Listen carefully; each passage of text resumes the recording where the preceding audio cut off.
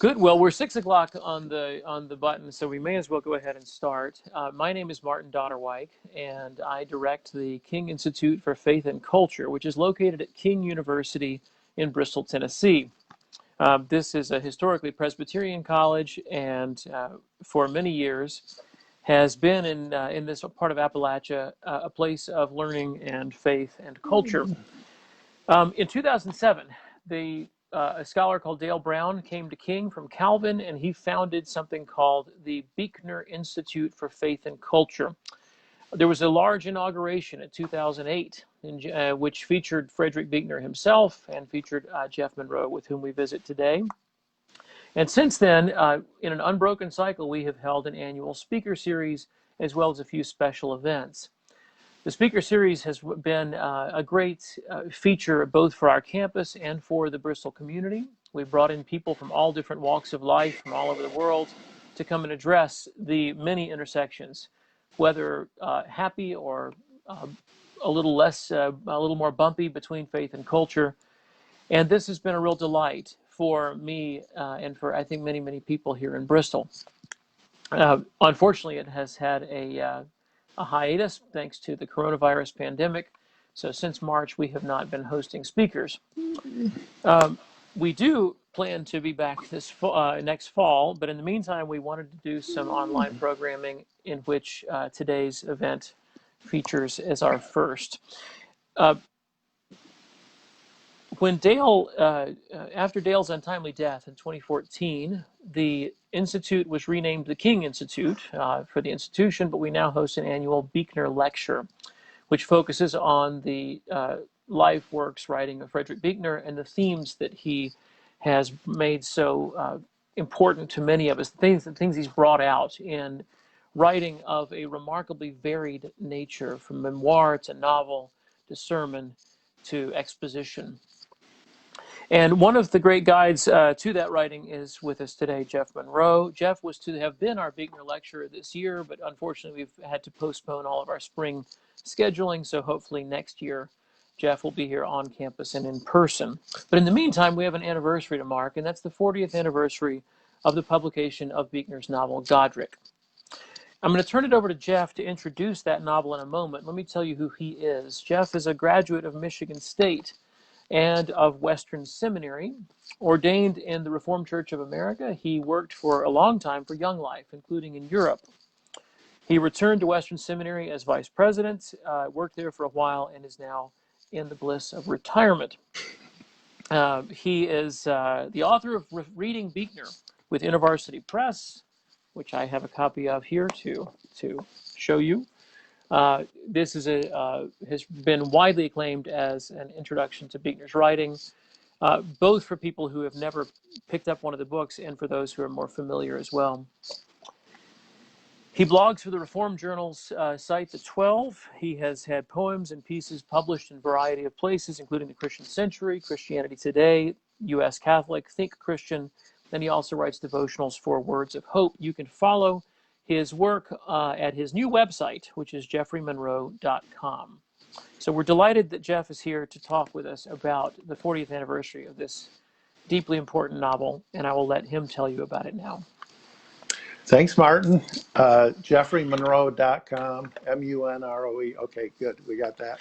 That'll be the last commercial that we'll do tonight. Although, I'll hold my book up just from time to time to say, hey, there you go. Godric, 40 years ago, hard to believe. It is a great novel. It is timeless. It was the runner-up for the Pulitzer Prize in 1981 in fiction. Frederick Buechner is the only ordained minister ever nominated for a Pulitzer Prize or for a National Book Award. He was nominated for a National Book Award earlier for a book called Lion Country, 1972. So how do you get nominated for a Pulitzer Prize? Well, one of the things you do is you write a great novel like Godric, but you use some really unique things as you're writing it. One of the things that he does in this book is he uses an iambic rhythm throughout the book to make it have that kind of medieval sound. So I know, Martin, you've quoted and put on the website that first line, 5 friends I had and 2 of them snakes. But if you listen to that, that has that rhythm. da da da da da da da da da. 5 friends I had, and 2 of them snakes. Um, Another thing that he did in this book, since Godric is a historical character, he's a real person who was born at the time of the Norman invasion of England, lived to be 105 years old. So because of the Norman invasion, they came from Normandy in France, because that was happening during Godric's lifetime. Buechner figured that the French language hadn't infiltrated English fully yet. So he uses no words with a French or Latin root in it, but uses words only with an Anglo-Saxon root. That's just an amazing feat to be able to do. Um, there are some other great stories about this book. One of them that I'll tell right away before we get into kind of our question and answer time is just that Buechner found this story of Godric one day when he was kind of searching for what he was going to write about next. And he opened up a book of saints' lives, just happened to open to the page where Godric is, had never heard of him, read about him, and thought, this is my person. This is the next person I'm going to write about. And he was interested because he found that there was a biography of Godric that had been written at the time by the monk Reginald. And if you read the book Godric, Reginald's a character in the book and is writing that biography. And so Buechner, through interlibrary loan, was able to get a copy of Reginald's book about Godric to set him on his way. And yet when it came, he discovered that the book was not translated from the medieval Latin that it was written in. And so he felt sunk. Buechner had taken a little Latin in the 1940s as a student at Lawrenceville in his prep school, but he didn't know enough to be able to translate that. And then that weekend, one of his daughters came home with some friends from her school, and one of the people that came with her happened to be the Latin teacher at her school. And the 2 of them, Buechner and this teacher, did translation of Godric, or of Reginald's biography of Godric that weekend. And for Buechner, that became one of those defining moments of his life and his career. Is what do you call something like that? Well, it's practically miraculous in a sense of how that happened. So the other thing I would just say as we get into this is that one of the great challenges of this book is to write a believable book about a saint. How do you write about a saint in a way that makes sense, that's not just hagiography, right? That is something that people that will hold their interest. Reginald's book is kind of that hagiography. But what Buechner does is presents Godric as a very, very real person. And so we get Godric in his old age telling the story of his life. Um, it's not really chronological. It jumps all over the place. He says he tells it from both ends at once. But one of the ways that Buechner really accomplishes the complexity of Godric's life is through paradox. There is a lot of paradox in this book, and many of the book's most memorable lines are very paradoxical. Godric's last words are all's lost, all's found. And that sums up in many ways the paradox of the book. So those are a few things I think of right off the bat with this book. How did you first discover it, Jeff?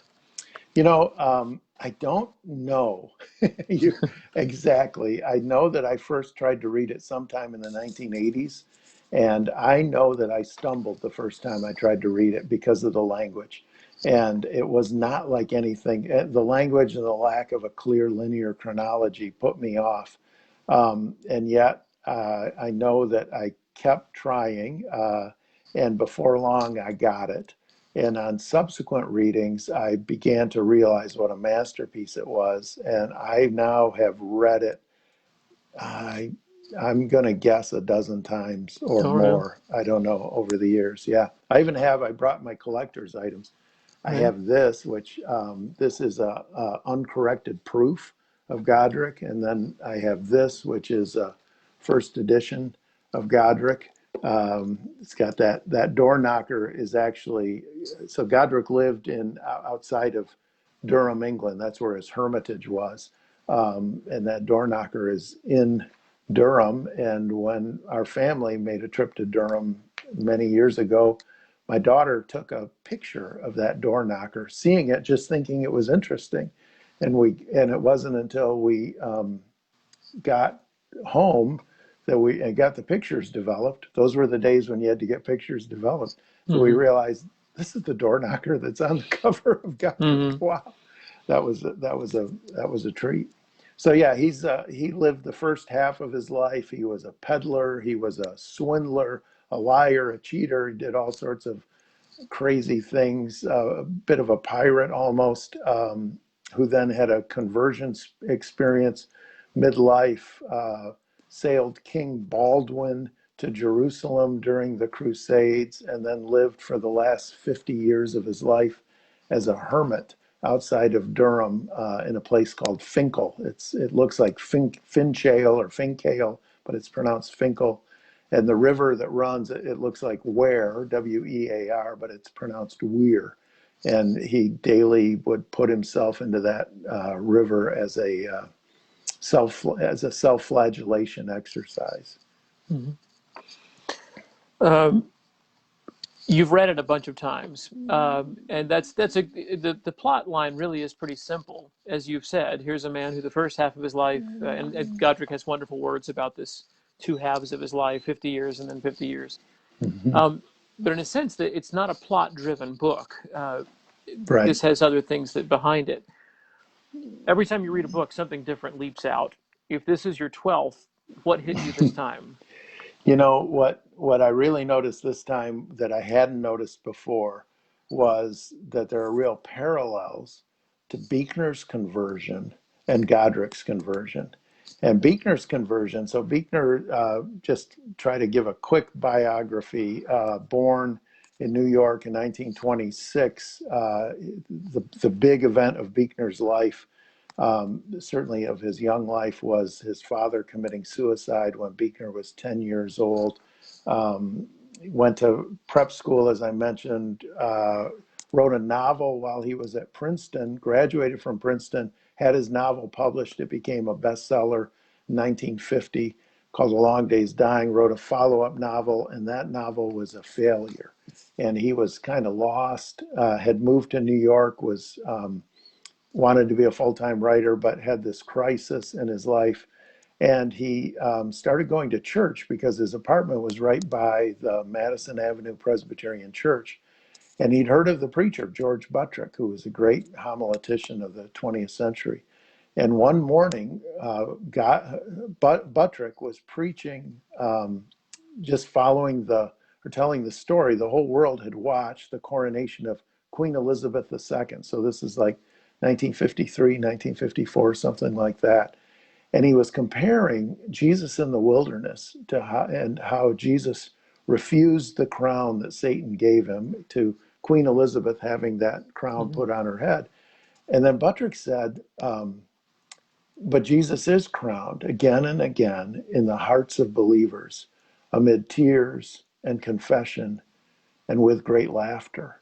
And when he said that line, great laughter, Buechner says something happened inside of him.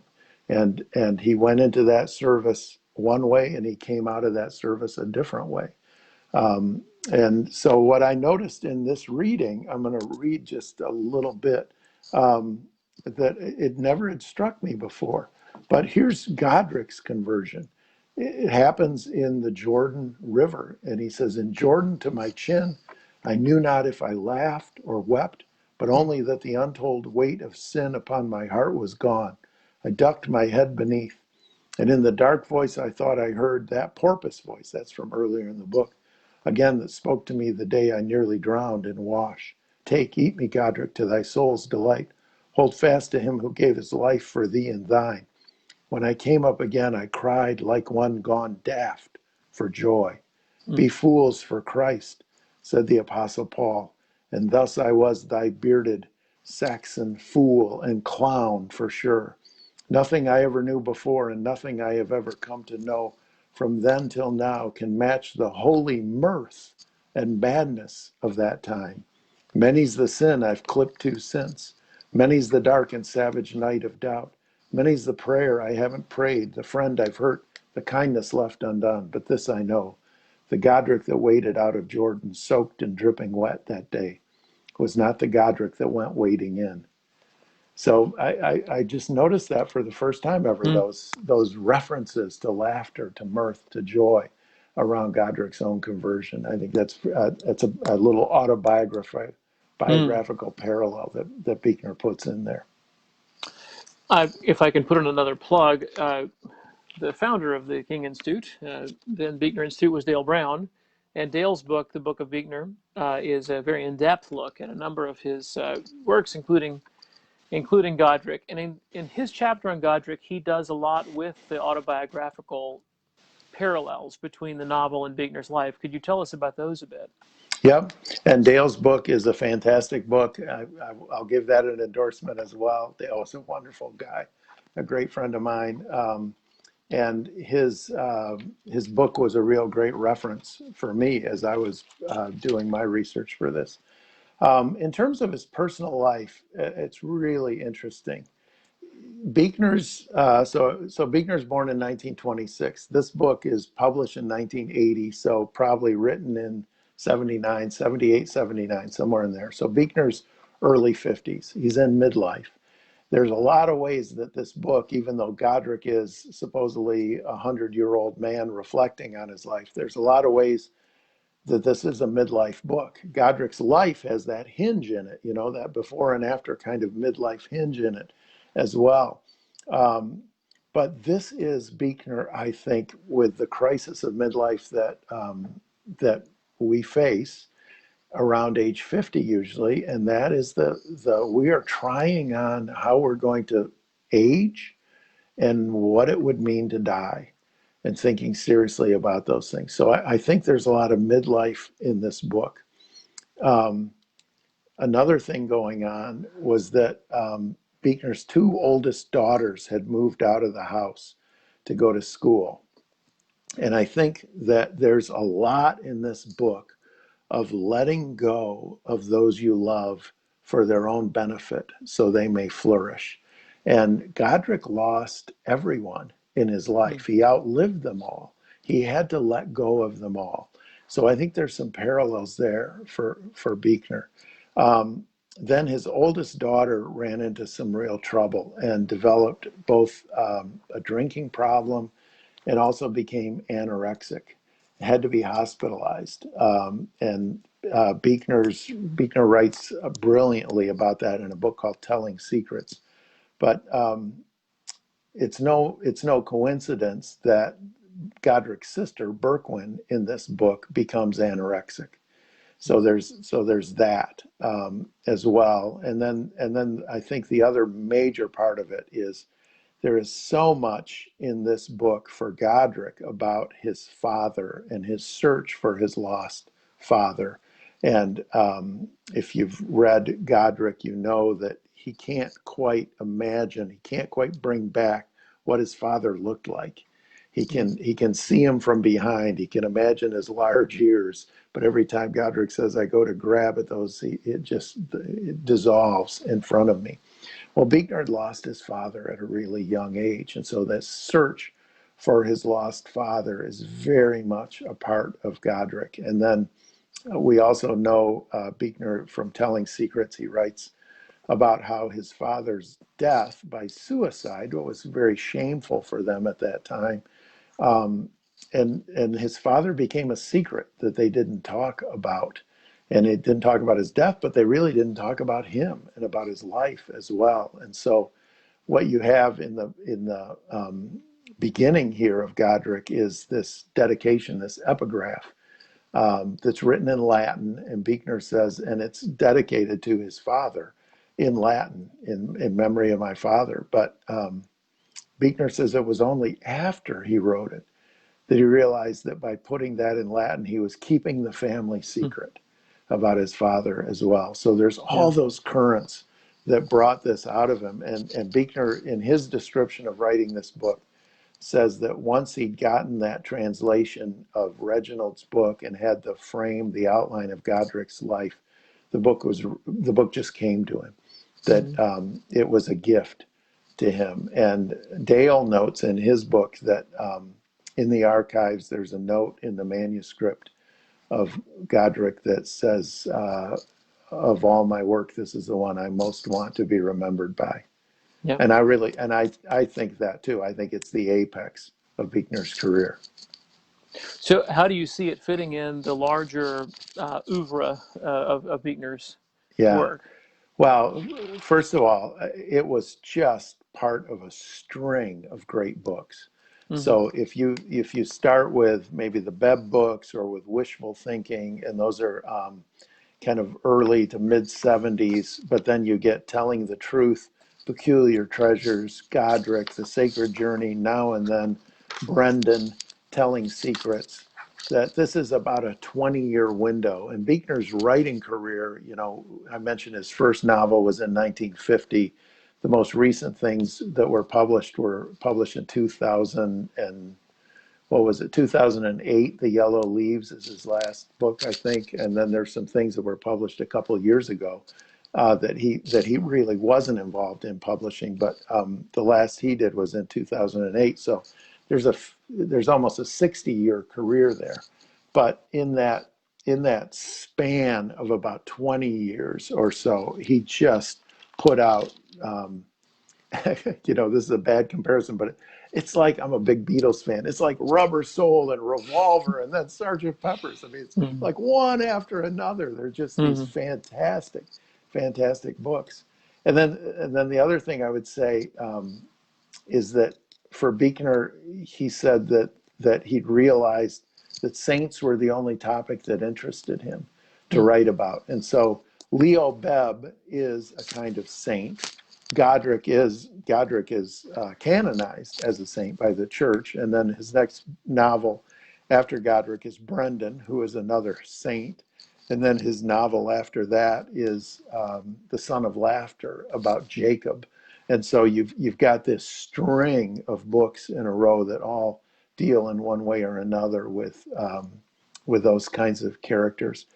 Then the other thing, one last thing I would just say is that in terms of how it fits for Buechner, is this book is also really indicative of Buechner's struggle finding his audience.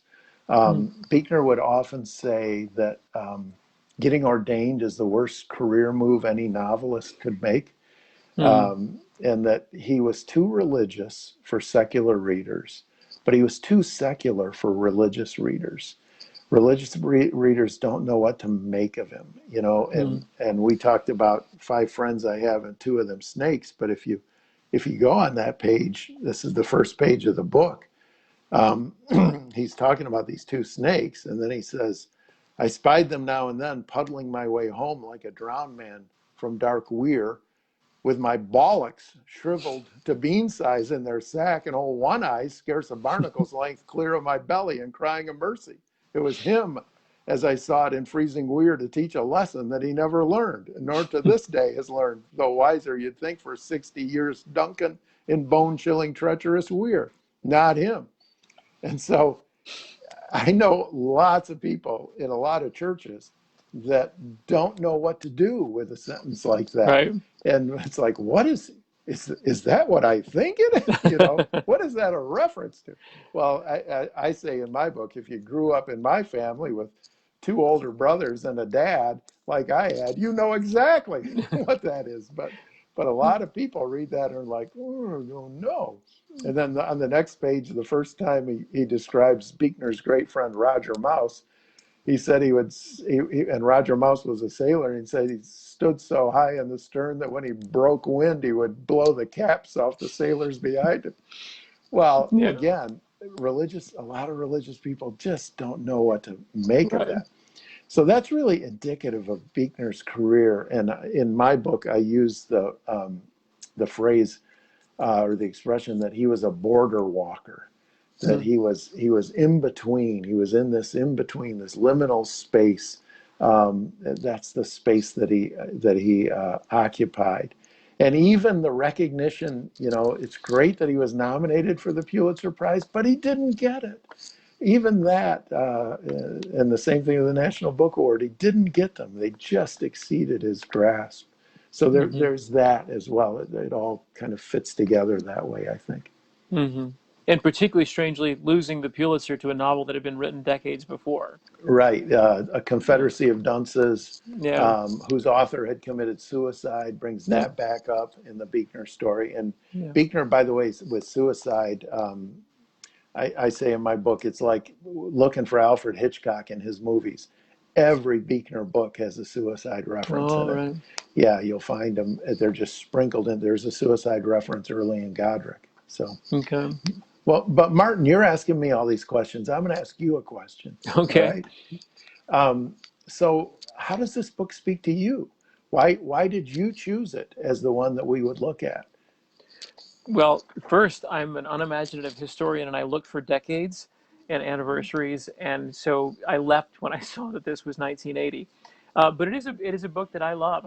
I think this morning I finished my fourth time through it, and it has been a book that I only encountered it after, I think, when I began teaching. I don't think I read it as an undergrad or a graduate student, and I came to it a little later when uh, when I was an undergrad. Buechner had been on the campus of Wheaton College, where I went, a year Hmm. before I got there. And so the air was still sort of buzzing with Buechner. A lot of my friends were assigned Buechner texts in classes. I had a friend who read Bebb in one of his classes. So he was still sort of in the air, but I didn't encounter him. When I started teaching, I had a colleague in Memphis who encouraged me to read Godric. And around the same time, I had started teaching a medieval course for the first time. I had read the life of St. Cuthbert. I had read the Voyage of St. Brendan. And so I think reading those put me in the mood. And I encountered there not just a book that I thought was technically wonderful in the way that it dealt with these medieval themes, but that also had something deeply theologically uh, important to tell me, something that I found resonance with. I mean, it was not the first time I had encountered the idea that a saint may not be somebody who is so inviolate and lily white, but it was a helpful step along the way to me, and it has been important to me in moving on to other books as well, not just by Buechner. So it occupied an important place for me as personally, and I think it's also an important book for. It's something I would like my undergraduates to read. I would like people in the town to read. Dale says in this chapter, it's the kind of book that after you read this, you want to go up to Right. strangers and say, "Have you read this?" Yeah. And so I have some of that in me as well. And so those were, I think, what animated me in wanting to do this event. Yeah. Oh, that's great. You mentioned Cuthbert. So Cuthbert, who lived about 400 years before Godric, is a Hmm. character in this book. Godric encounters him as some sort of ghost or apparition. We had when we were in Durham, there was a woman that was at the information desk at the Durham Cathedral.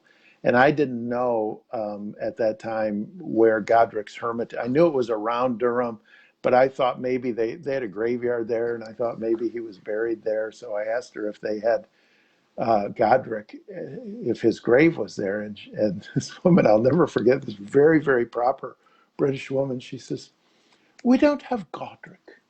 We do have Cuthbert.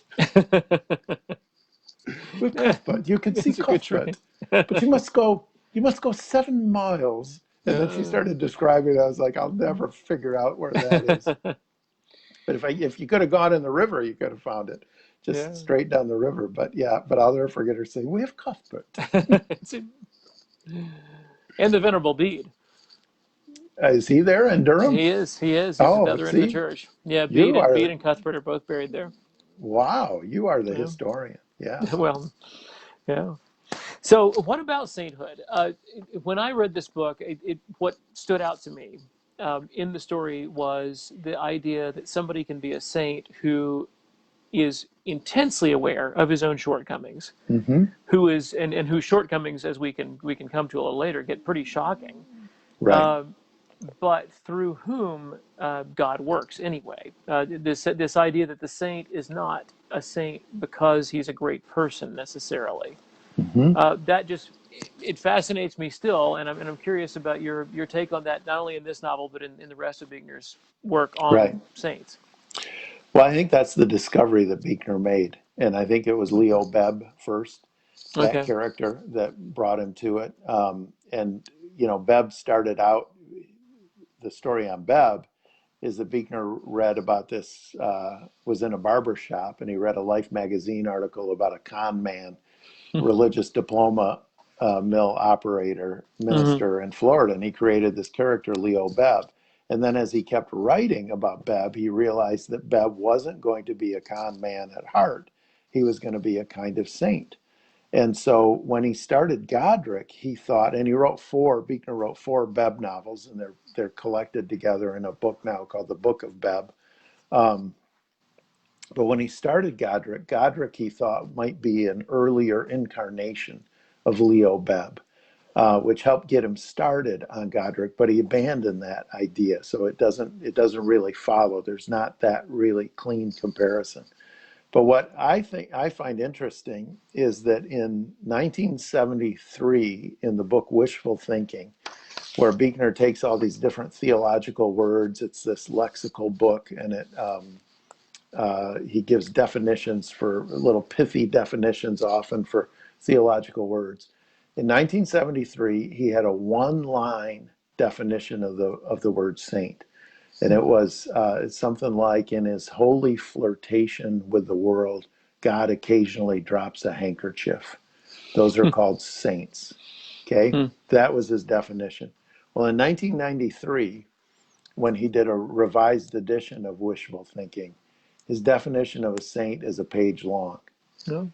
And it's because of writing Bebb and then Godric and then Brendan and then A Son of Laughter about Jacob that his view on what a saint is changed, and it became what you're saying. It's not that the person is holy and does what, never sins or never has a bad thought or anything like that. It's the person that God chooses to use. And that's obviously very, very biblical. Look Mm-hmm. at David. Compare, we'd say, well, Godric did these terrible things in his life. Well, look at what David did in Mm. his life. So it's who God chooses to use instead of the character, the sterling character of the person, that really came to define Buechner's sense of what a saint is. And then he talked about the challenge. I want to read. This is a fine book, by the way, Martin. That Yeah, I I hope understand it. I people. think it'd make a good Christmas present. Yeah, it's a fantastic idea. Yeah. Um, I hope people know that I have a sense of humor and I'm playing around. Um, but I want to read. Now I've got to find this. I wrote all these things down so I wouldn't forget them, and now I can't find where I wrote it down. But this is Buechner on Saint. Um, in his later definition, he said, the feet of saints are as much of clay as everybody else's, and their sainthood consists less of what they have done than of what God has, for some reason, chosen to do through them. Mm. And then he says about writing, this is in a lecture he gave. It's in the book, The Clown and the Belfry. He originally gave this lecture, I think, at the New York Public Library. He said, imagine setting out consciously to write a novel about a saint. How could you avoid falling flat on your face? Nothing is harder to make real than holiness. Certainly nothing is harder to make appealing and attractive. The danger, I suppose, is that you start out with the idea that sainthood is something people achieve, that you get to be holy more or less the way you get to be an Eagle Scout. Mm. I just love that. Yeah. And what Buechner's realization um, is that real saints are the opposite of that. That the real saints aren't the people who describe themselves as holy. That the real saints are the people who called himself the chief of sinners. Mm-hmm. The Apostle Paul Mm-hmm. If there was ever a saint, wouldn't the Apostle Paul qualify? Um, I think I've heard that, Saint Paul, somewhere along the line. Um, but that's how he saw himself, and certainly Godric sees himself that way. He's really full of a lot of criticism of himself Yep. throughout the book. What's remarkable when you read the book is there's so little emphasis on the things for which Godric is remembered as a saint. Right. There's an encounter where he is reputed to have healed a leper, and all Godric remembers is throwing up after kissing the leper. You know, Yeah. his his emphases are always on his own shortcoming, Yep. and not what happens. In some Yep. cases, you wonder if he's even aware Right. of what has happened.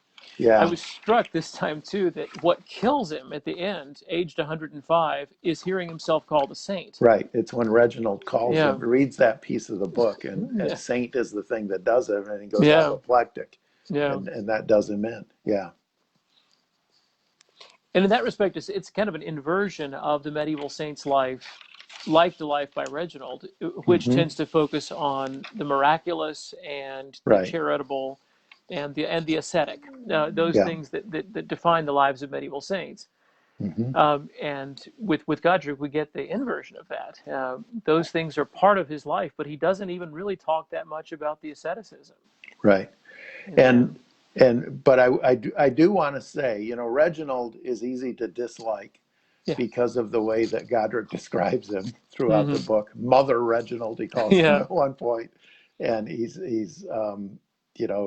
Reginald says something to him, and Godric's response is, "Fetch me a bowl to puke in." Hmm. Um, but without Reginald, we wouldn't have this book.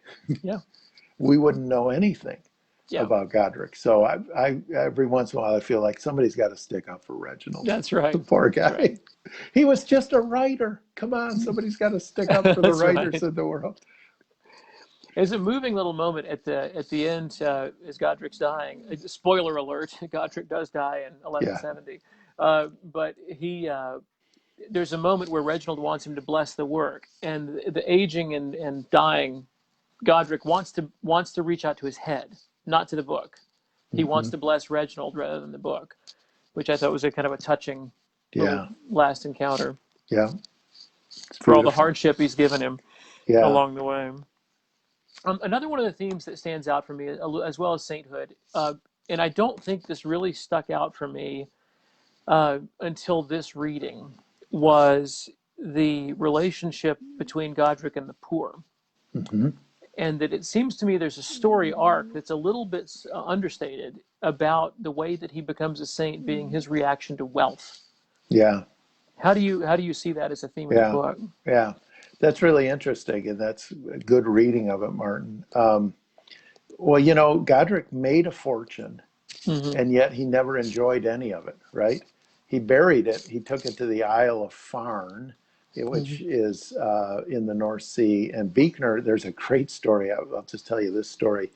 Buechner visited Farne after Godric had been Oh. written, and there's a line where Godric is talking with Cuthbert, and Cuthbert says to Godric, "When you go to a place, you send a little bit of your heart ahead." Hmm. Hmm. And when Buechner, so Farne, you had to get a boat to take him there, and I think it's just all rocks. I don't think it's inhabited. And he got to the Isle of Farne and scrambled up and looked down, and the first thing he saw was a heart-shaped rock. Yeah. So Buechner pried that out with a jackknife and took it home, and How about that? he's got it as one of the holy relics How about that? in his house. But he made this fortune. He buried it on Farne.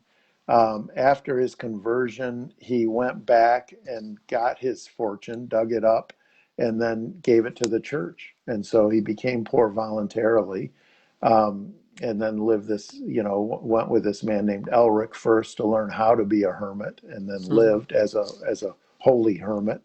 Um, and he has all these encounters with different wealthy people in the first half of his life, and he doesn't like any of them.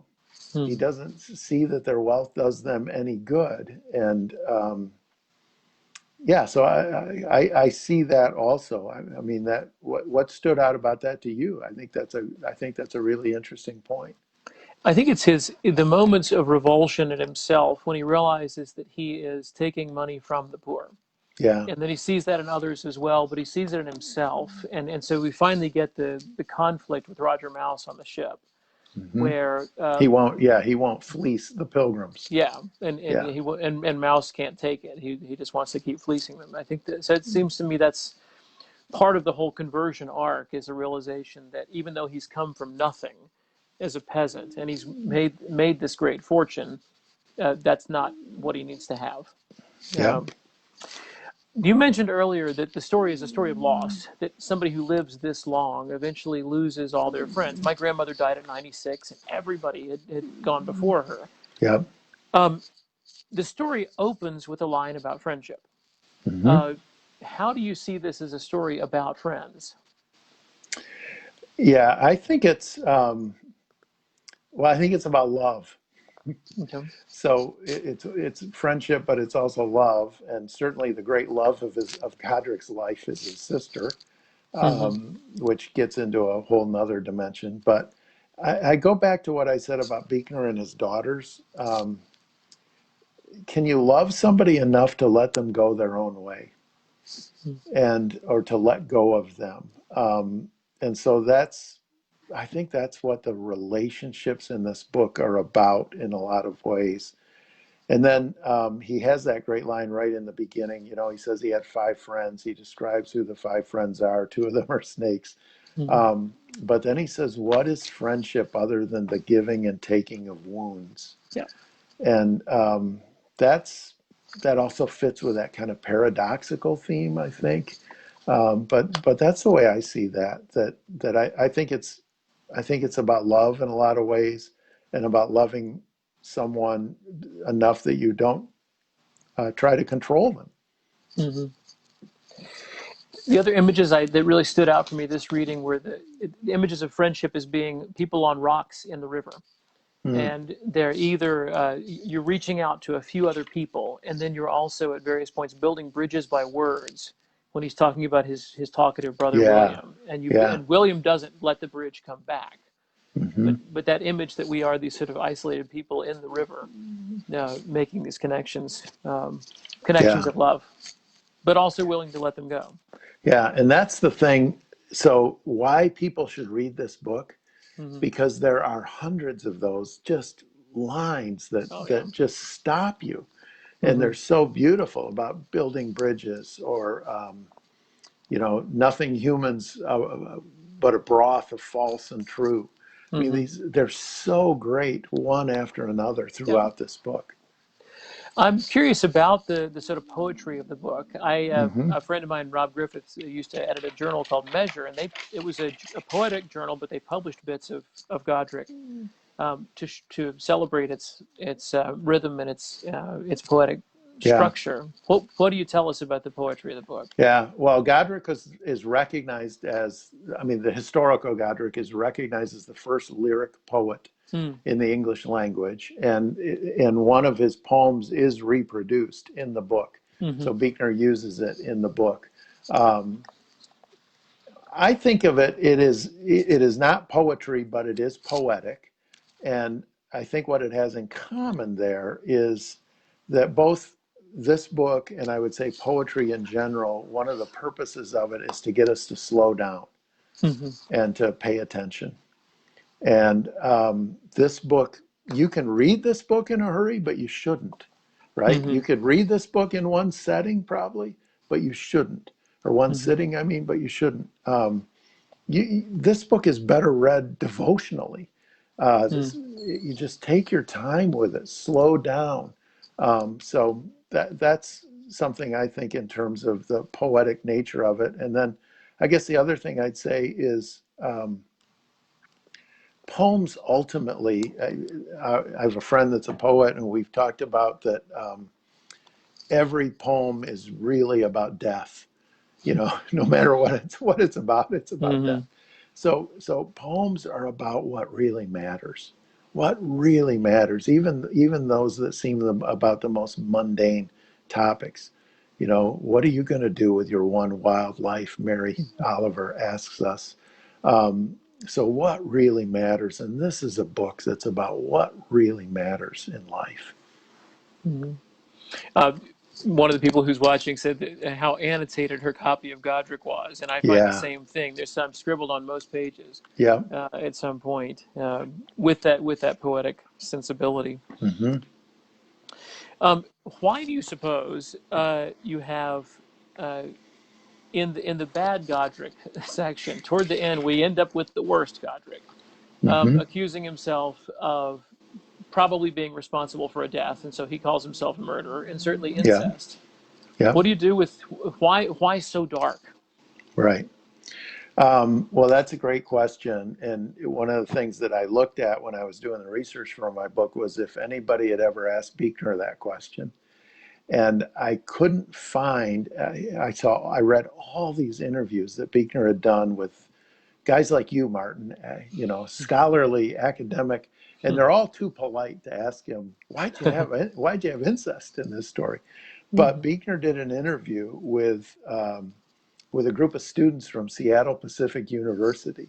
And I got a copy of that interview. And almost the first question they asked him is, "Why is there incest in your book?" Right. Yeah, the bunch of college students, they couldn't get over that. Mm-hmm. And Buechner says, I didn't think of it at the time. That's a terrible thing to have done to this old guy. you know, because this is I mentioned Godric's a historical figure, but Buechner has created this fictional life Mm-hmm. using the facts of his life, but then created all these things. And so, why would he do that? And he says, I suppose I should have made her his stepsister, but it never dawned on me to do that.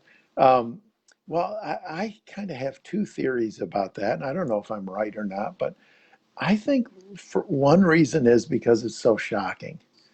I Mm-hmm. think that's why Buechner went there. So we can easily, in our minds, forgive or imagine forgiving the kind of sins that Godric and Roger Mouse were up to, or the sins that Buechner cops do, like cutting a cat's throat and using the blood and selling it as Mm-hmm. a holy relic, the lying, the cheating, the stuff they did as pirates and peddlers. But can we forgive someone for incest? Mm-hmm. Can we imagine God forgiving someone for incest? Or is that a sin too far? Does Mm-hmm. God's grace reach that far? Um, so I think that's a really important point. And I have a friend that teaches this book to high school students at Holland Christian High. I don't think you could do this in a public school necessarily, but at the Holland Christian High.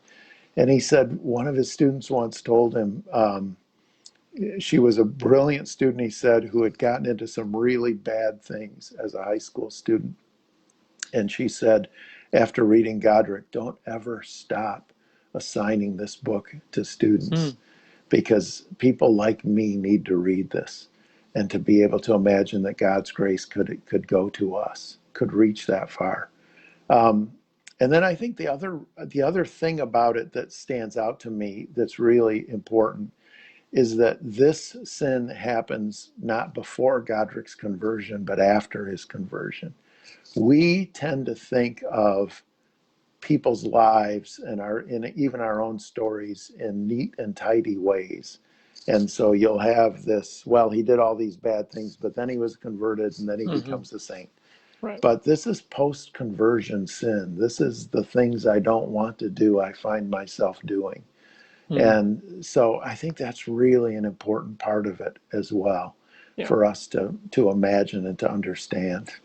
Yeah. He's already a celebrated hermit. Yeah, People are right. already coming to see him as a saint, Yeah, and then this sort of thing happens. yeah, That's great. yeah. So Martin, I got another question I got to ask you Oh, okay. as the scholar here. So I've mentioned that, we've talked about this book and it's historical, but it's a novel. And so what genre is this? Is this historical fiction? What do we call a book like this? I just call it great. That's my cop out answer. It is a difficult book to categorize. Uh, And it's interesting to me that it was received as warmly as it was in 1980, because it's so out of step with anything else Yeah. that's being published. It's not exactly historical fiction. There is some rich detail, and he obviously had done his work.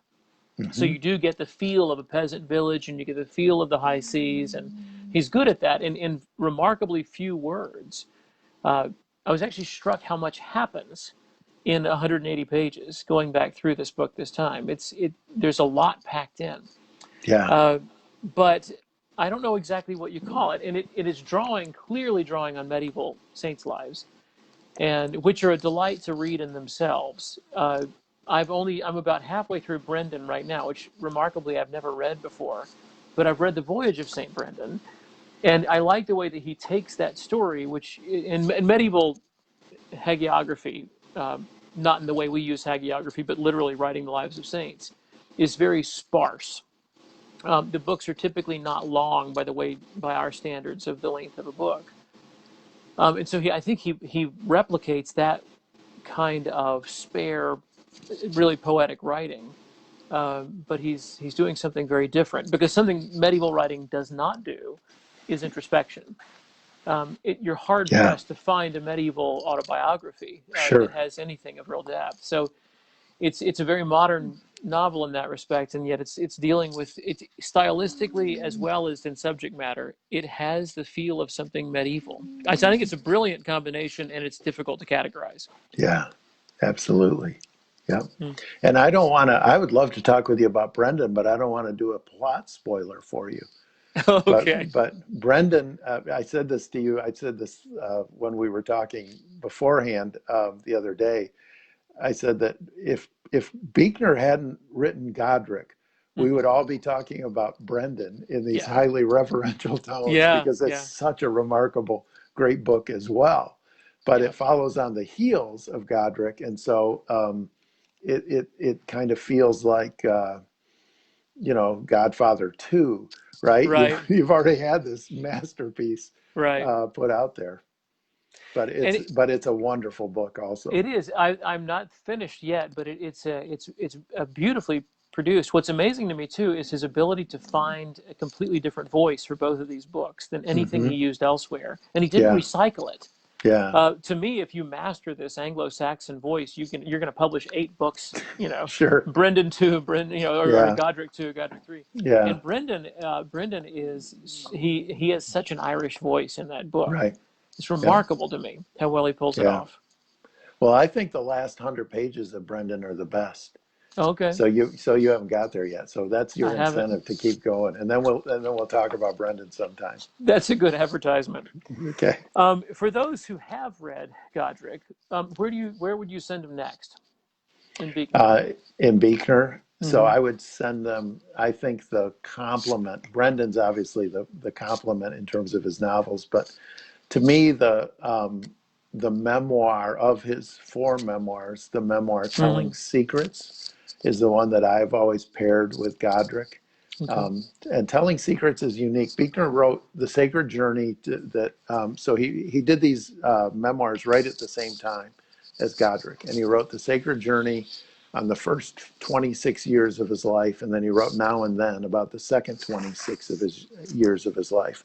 But then after about 10 years or so after Now and Then was published, his mother died, and he wrote the book Telling Secrets. And in Telling Secrets, he'd left his mother out of his previous memoirs. And he told about his father's suicide, but he didn't really tell the full story of what was going on. And Telling Secrets is where he tells the truth about what had actually happened in his family of origin. And Hmm. so there's just more insight to Godric that comes there, and great insight into Buechner's life. So, and Telling Secrets is just a remarkable book. It's a book, I say it's a book that grabs the reader by the collar with the first line of it. And this doesn't let go. So that's what I'd say. That's good. And of course, they should get a copy of Jeffrey Munroe's Reading Buechner to go with it. Yeah, there Certainly, you that would go. be the natural complement. Yeah, Um, I would think so. Yes.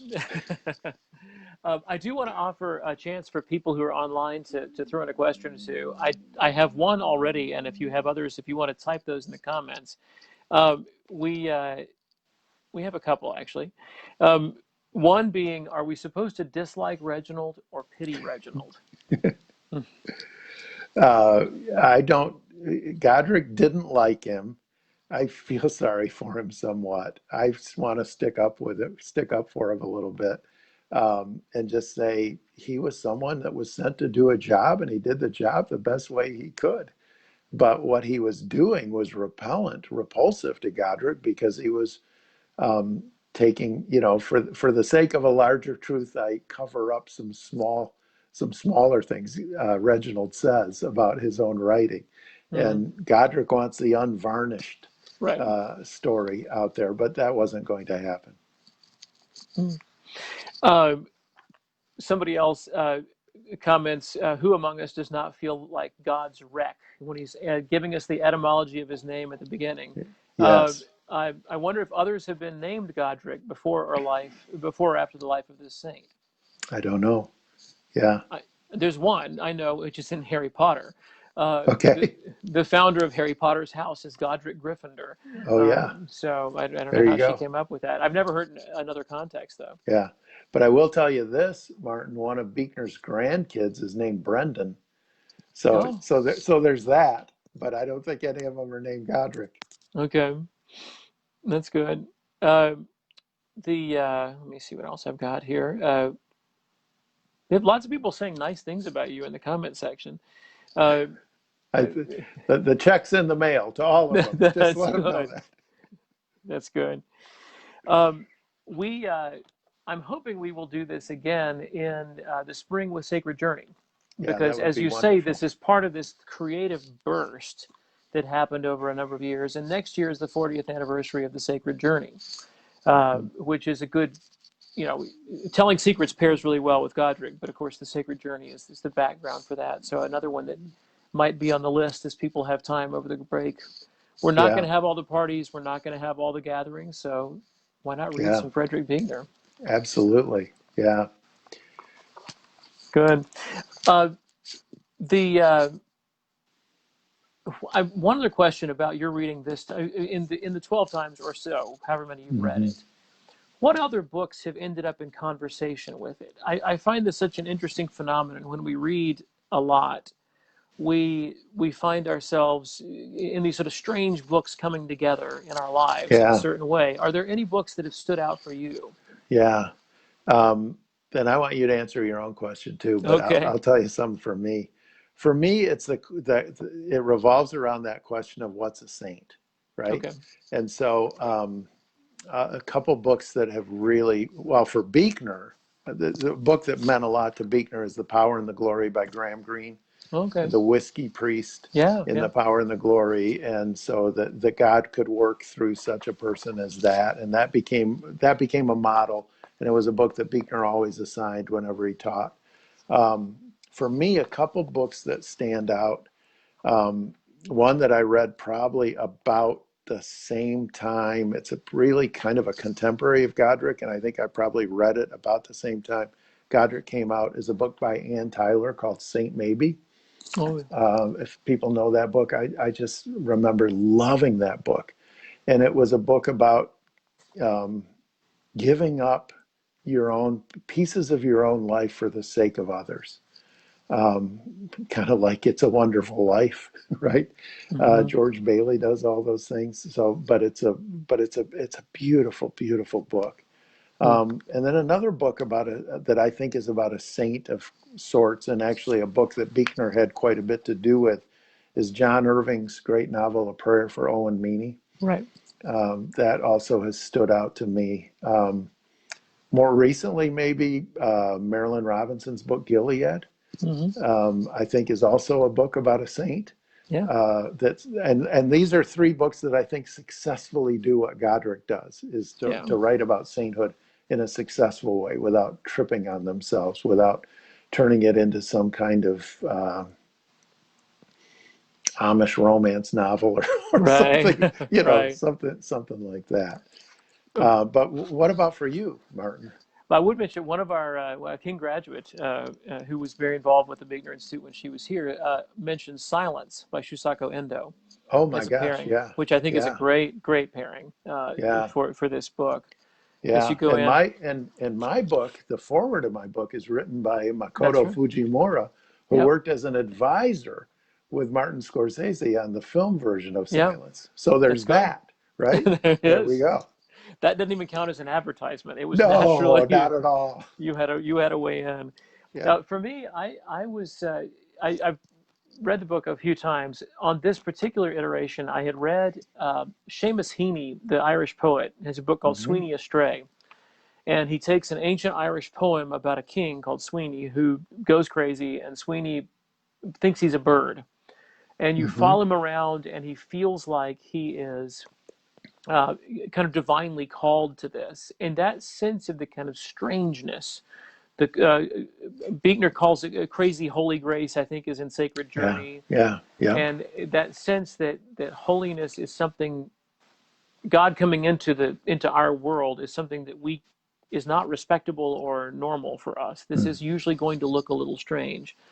So that book it kind of evoked that for me as I read it, and also Till We Have Faces. This particular time, I had just reread C.S. Lewis's Till We Have Faces, which is a personal favorite. Mm. And I think there was so much of a self-revelation in that book that compared neatly to Godric for me as I read the Mm. two things in close proximity. And Some that's based on ancient Roman It myth, is, right? yeah, Yeah. Cupid and Psyche, and Hmm. it's a remarkable book. I still haven't quite gotten to the bottom of, Yeah. but I've loved it every time. Somebody else points out, and I didn't know this, Buechner was John Irving's high school chaplain No, yeah. At at So Phillips Buechner, Exeter. after he graduated, he taught at Exeter, and John Irving was one of his students. He taught How about English, and that? he was also the school minister. How And about so, that? in the dedication of a prayer for Owen Meany, John Irving cites his debt of gratitude to Buechner, Oh, okay. and Buechner read advanced copies of a prayer for Owen Meany. All And then right. Buechner, at one point in an interview, he says, this gets to that point of the ordination was the worst career move ever. He talks about how A Prayer for Owen Meany is in many ways a beautiful religious book.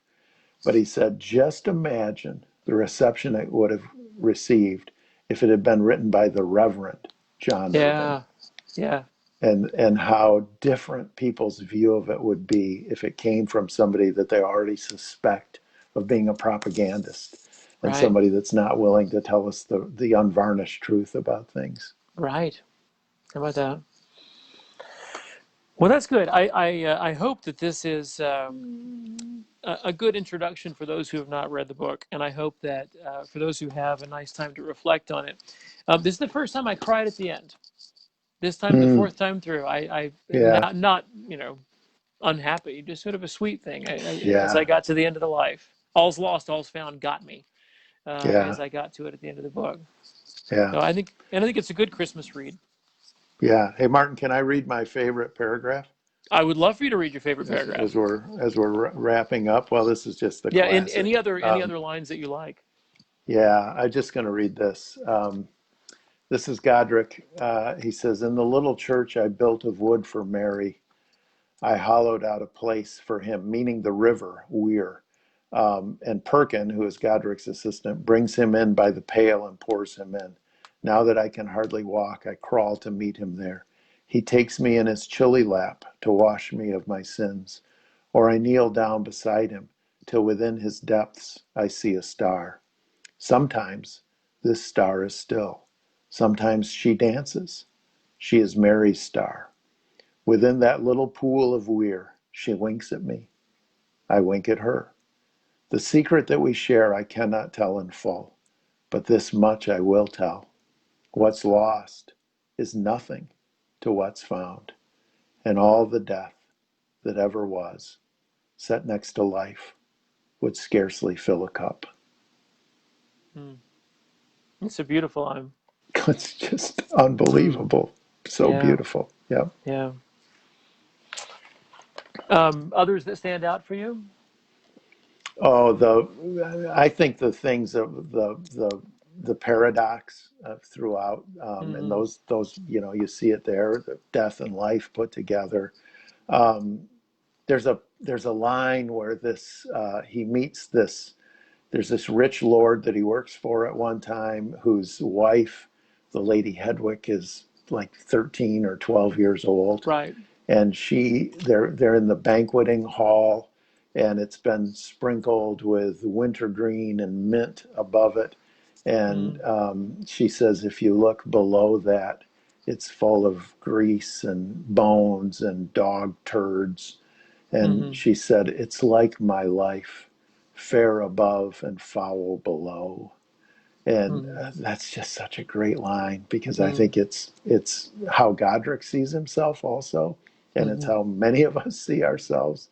There's something realistic about that assessment of ourselves, but there's something really sad about that assessment as well. But again, that's one of those paradoxical, false and true, Mm-hmm. fair above, fall below, Yeah. foul below, all's lost, all's found. Yeah. When he goes to church at Christmas, since we're coming up on Christmas, he goes into the church at Durham. He's surrounded by the priests and the beauty of the music, and everyone loves a babe, he says. The problem is when the babe grows up to become a man. Exactly. Yeah. That's a bitter brew. He uses bitter brew 2 or 3 times in there. Hmm. I like that idea of the broth or the brew, where things mix together. Uh, You in a know that, sense, right? You know what that reminds me of? This is so bad. It reminds me of Will Ferrell in The Legend of Ricky Bobby. What was the name of that? That's like the subtitle, isn't it? What was the Talladega name? Nights, Yeah, Talladega Nights, The Legend of Ricky Bobby, right? and they're praying to the sweet baby Jesus, Yeah, and he's just like, I like the sweet baby Jesus better. yeah, That's the one I can pray to, and right. that's exactly what we do. That kind of that baby idolatry, baby. I don't know how you would say that, baby idolatry, Yeah, at Christmas all the time. With it, it's right. The sweet baby Jesus. What's the line in a way in a manger? No crying he makes. right, right. He's a saint even as a he's God even as a baby. He won't cry. He won't be human at all. Yeah. It's docetic, right? Hmm. But we worship that, and Godric is right. It's the adult Jesus that demands things of us, Hmm. and the adult Jesus has something to say to us. The baby Jesus we can deal with. The adult Jesus is much more difficult. Yeah. Um, One of our listeners points out a thing I was about to say myself, which is I really didn't think we were going to end up with Talladega Nights. Yeah, baby. That's something of a surprise. Me It too. shows You how never know what's going to far-reaching this pop into is. my mind, Mark. That's right. That's right. That's good. Well, I think we've done a good hour. I hope we've done a good bit of a little bit of justice to what is a beautiful and powerful book, and something that It has made is. a difference. I think for both of us personally, it's Mhm. not just something that we read as a great book. It's something that we read as spiritual formation, and it's important to who we are. So I want to thank you, Jeff, very much for your time and for your book, which again, Christmas is upon us, and this would be an admirable gift. Um, Thanks to the Frederick Buechner Center, who have been partnered with us for many years here at King in making the Buechner Lecture happen. I'm also happy to thank Ivy Ritchie, who works with me, and then out of nowhere, Steve Paulson, who helped me understand Facebook Live. Hopefully, it's come across okay. And thank you to all of you who've taken part. It's been a pleasure to see listeners there and to see comments the whole way through. Uh, and of course, thanks to Frederick Buechner himself up in Vermont for giving us the gift of this book. On December 15th, I'm going to do this again. And on the 15th, we are going to do an event with Tim Larson. Tim is the McManus Professor of Christian Thought at Wheaton College, the author of a number of books, but he has just published the Oxford Handbook of Christmas. And Tim is uniquely qualified to talk us through the connections between faith and culture at this point in our year in which they are uniquely and often strangely intertwined. So with Tim on the 15th, I'm going to do exactly the same format and hope some of you can join us for that. He was just awarded, unusually, a Doctor of Divinity by Edinburgh University, which is very rarely awarded as a degree. So that'll be December 15th. And then I'm hoping I'll have Jeff back in the spring while we still wait on the pandemic to run its course, to talk about the sacred journey. When Dale Brown would finish events at King, he finished with a phrase that I now realize he took from Godric. In fact, another thing I realized as I read his chapter again, the King Institute for Faith and Culture uses a phrase from Dale in all of our literature, which is that we're located between shrill sectarianism and abject secularism. And he gave that exact comment in his chapter on Godric in the book of Buechner. But when he would finish an event, he quotes from Godric. He quotes, in fact, the words of the ghost of St. Cuthbert, speaking to Godric on Farm, who says, "Go now, do good." And so I leave you that as our charge. Thank you so much, Jeff. Thank you all for being part of this, and we'll do it again soon. Thanks, Martin. Thank you. Good night. Bye-bye.